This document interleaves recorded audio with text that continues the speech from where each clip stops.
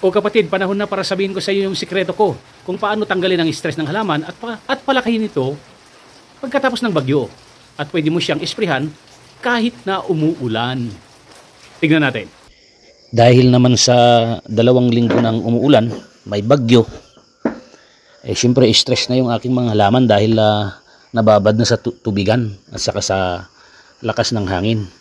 Ang gagawin ko ngayon ay gagamitin ko yung itong sprayable na organic foliar fertilizer.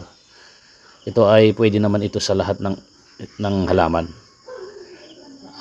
tanim sa root crops at saka prutas. So try natin kung ano ang epekto kasi binigay lang ito ng kaibigan ko. O ito, simulan na nating isprayhan ng organic foliar fertilizer na ito, AgriRich. So tingnan natin, tingnan mo, binaha. Mabagyo, na-isprihan,